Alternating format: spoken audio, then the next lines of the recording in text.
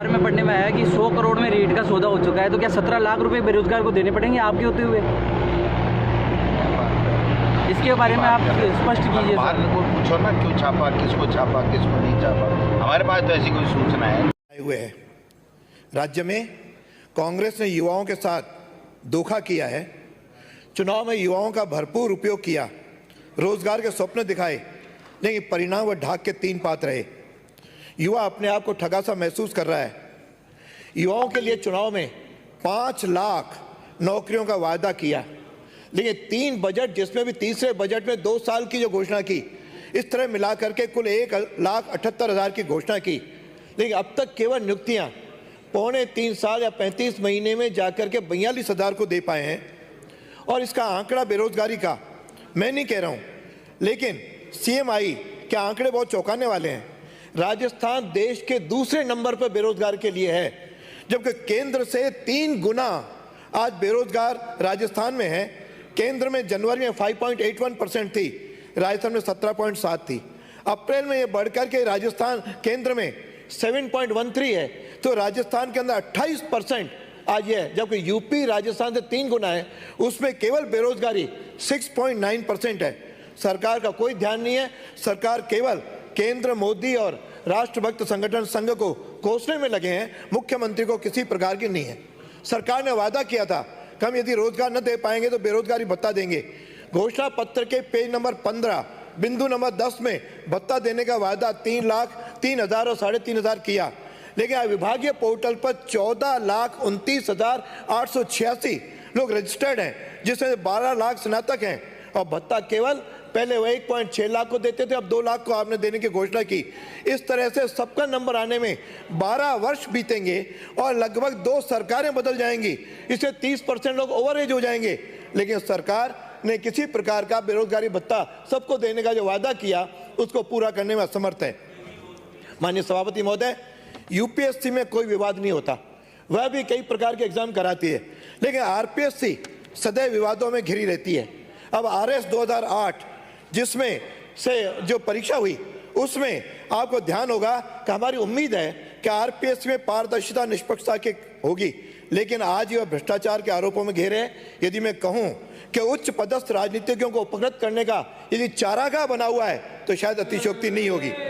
आज राजस्थान लोक सेवा आयोग को यदि मैं कांग्रेस लोक सेवा आयोग कहूं, तो भी शायद अनियमित होगी। और कांग्रेस में पहले कहते थे कि दाल में कुछ काला होता है, लेकिन यहाँ तो पूरी दाल ही काली दिखाई दे रही है। और मुझे आश्चर्य है कि कहते हैं हमारे मुख्यमंत्री जादूगर हैं, लेकिन ये जादूगर और उसकी टीम का ही जादू है कि एक ही परिवार के 3 सदस्यों के साक्षात्कार में अंक 80 आए। ये आज तक इतिहास में नहीं हुआ कि किसी के हो। यानी पुत्रवधु का भाई, पुत्रवधु की बहन, तीनों में लिखित परीक्षा में तो 45% अंक, और यहाँ पे 80% अंक, और OBC का गलत सर्टिफिकेट दे करके जिस प्रकार की प्रक्रिया की है, मुझे लगता है ये पूरा कांग्रेस लोकसभा आयोग बना दिया गया है। इंटरव्यू की प्रक्रिया पूरी तरह सवालों में है। यहाँ तक के सीकर के अंदर एक कलाम कोचिंग सेंटर है, उसके एक ब्रांच जयपुर में भी है। क्या कारण है कि अलग अलग परीक्षाओं का ठेका वहां पे देख करके केवल 70 अभ्यर्थी एक ही उससे सेंटर से सेलेक्ट हुए हैं। शेखावटी में आज बेरोजगार RPSC में चयन के लिए नाथी के बाड़े की तलाश में हैं। कहाँ है नाथी का बाड़ा जहाँ जाकर के बेरोजगार RPSC के लोग जाएं। और 87 परीक्षा के केंद्र थे, 7 केंद्रों में ही 200 में से 77 चयनित हुए। इस प्रकार मेरा आपसे केवल 1 मिनट केवल लूंगा कि उत्तर पुस्तिकाएं 1 वर्ष तक तो बिना जांचे रखी। जब 14 फरवरी को जांची गई, तो वह भी कहाँ जांची? बृहस्पति भवन, विक्रमादित्य भवन में, जहाँ के VC RP सिंह एक रेड हैंडेड, एक रिश्वत के लेते हुए भ्रष्टाचार में रंगे हाथों पकड़े गए। और ये वही VC हैं जिनके जोधपुर में 32 लोगों का उन्होंने नियुक्ति करवाई थी। ऐसे लोगों के यहाँ में आज कॉपियों की जांच भी संदेह के घेरे में। मॉडल आंसर की नहीं बनाए जाते हैं जो देश भर में बनाई जाती है।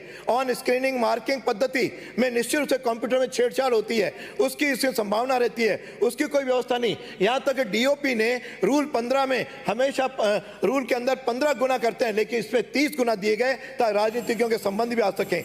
इस प्रकार अभी RSLDC में घूस कांड हुआ जिसमें मैनेजर और कोऑर्डिनेटर गिरफ्तार हुए हैं, 2 IAS के दफ्तर सील हुए हैं। यानी इस प्रकार की जो आज स्थिति बनी है, पेपर आउट हो रहे हैं, लाइब्रेरियन की परीक्षा, पटवारी की परीक्षा, लैब टेक्नीशियन की परीक्षा, रेडियोग्राफर की परीक्षा। ये एक आखिर में एक बिंदु और कहूंगा कि सरकार ने घोषणा की थी कि परीक्षा शुल्क हम लौटाएंगे।